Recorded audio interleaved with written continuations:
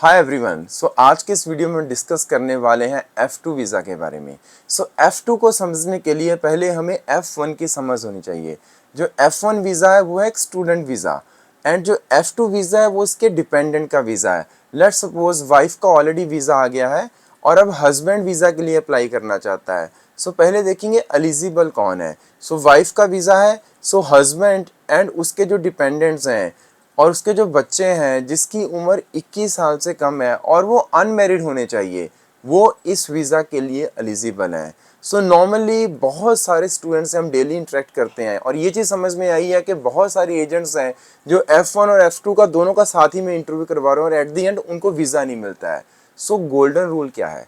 The golden rule is कि पहले आप F1 का वीज़ा करवाओ। Once F1 got the visa, उसके बाद F2 वीज़ा आने के चांसेस 99.9% है। IBT ओवरसीज़ का कोई भी ऐसा केस नहीं है जिसमें F2 को वीज़ा ना मिला हो। F2 वीज़ा निकालने के लिए आपकी इंटेलिजेंस का होना बहुत ज़रूरी है और वो इंटेलिजेंस कहाँ से आएगी? आपके कंसल्टेंट से। Because you are blindly having a faith on the consultant. जो कंसल्टेंट बोलता है आप उसको ब्लाइंडली फॉलो करते हो।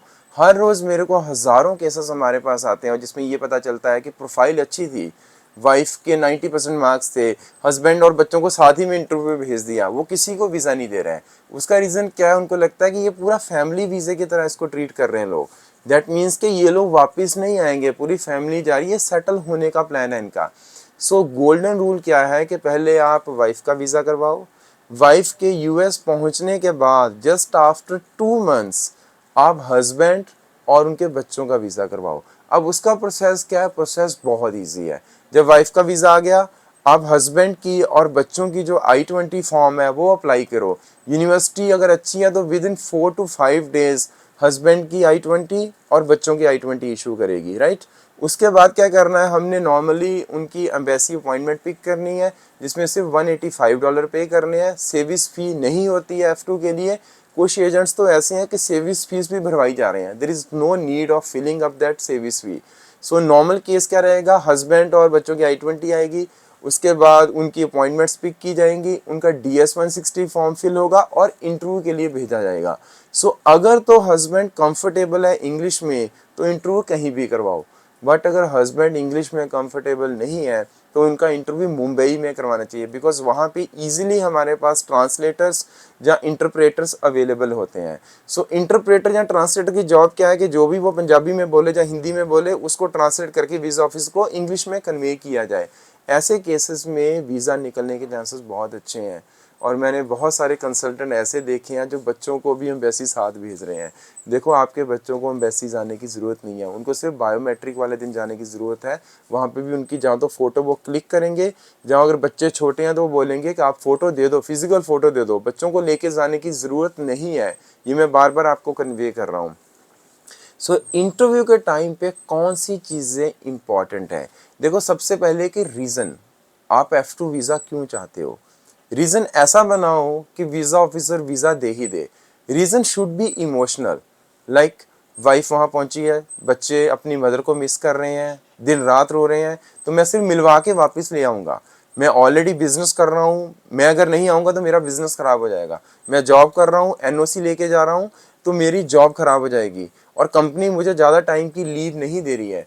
उनको ऐसा रीज़न आपने कन्वे करना है कि मेरे को वापस आना ही आना है at any cost. And apart from that, मेरे बच्चों के तो एग्ज़ाम्स हैं, मैं तो बड़ी मुश्किल से NOC ली है 15-20 दिन की और उसके बाद मेरे बच्चों के आगे एग्ज़ाम्स आने वाले, अभी बच्चों की वेकेशंस हैं।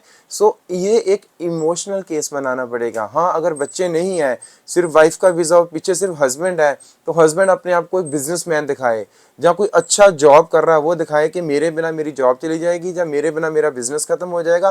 बिजनेस खत्म होगा तो वाइफ की फ़ी कहाँ से निकालूंगा। आपको इस तरीके से स्टोरी बनानी है। आपका जाने का और वापस आने का रीज़न बहुत सॉलिड होना चाहिए अगर आपने F2 वीज़ा लेना है। 2-3 चीज़ें हैं जो आपको ध्यान में रखनी है।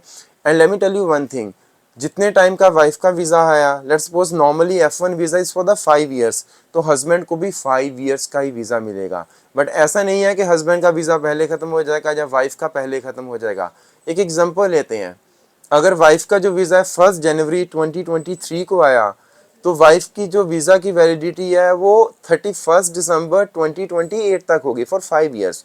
और अगर हस्बैंड अपीयर हुआ इंटरव्यू को 1 अप्रैल को 2023 को, तो हस्बैंड और बच्चों को वीज़ा मिलेगा 31 मार्च 2028 को। जितना लेट वीज़ा मिला है उतनी वैलिडिटी ज़्यादा होगी। But let me tell you one thing, F1 या F2 के केसेस में जो वाइफ है जो पहले जा चुकी है या जो स्टूडेंट है उसके पास वर्क राइट्स हैं, बट जो हस्बैंड और बच्चों के पास वर्क राइट्स नहीं होते, वहाँ जाके वर्क वीज़ा अप्लाई कर सकते हैं आप, वो एक आपसे आपके पास ऑप्शन है। बट F2 के पास राइट्स नहीं होते हैं। सो IBT आपकी कैसे हेल्प कर सकता है?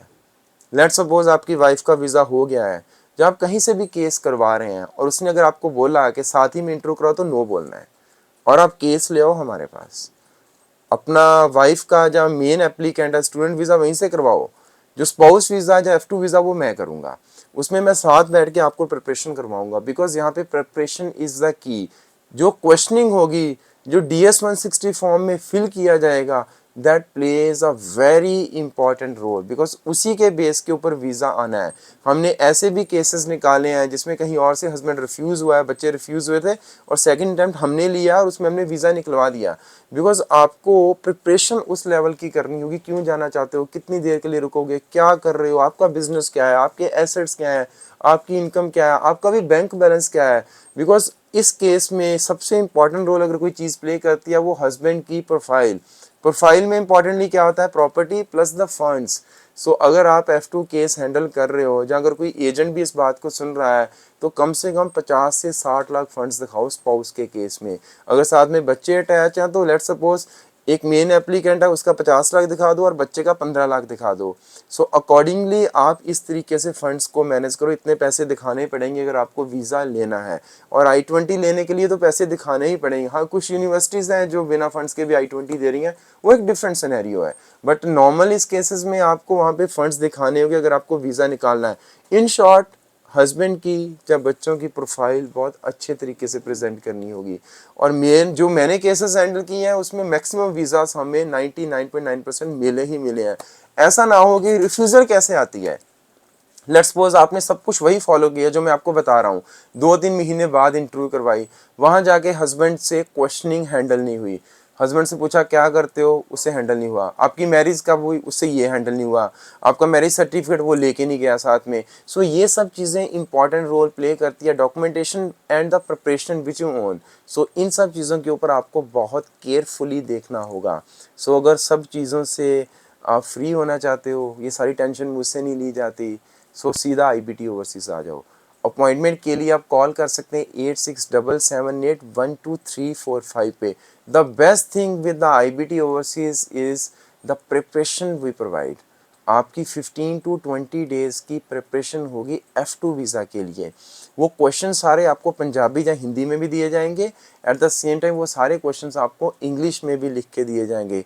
अगर कभी ऐसा हुआ कि लेट सपोज वीज़ा ऑफिसर ने बिल्कुल ही डिनाई किया कि आज ट्रांसलेटर अवेलेबल ही नहीं है, you have to go with the English, so कम से कम ऐसा तो बोलो, क्वेश्चनिंग आती what you do, I do job, questioning आती what you earn 20,000 a month और 60,000 पर मंथ, और why you want to go USA, my wife study there, want meet kids missing mother.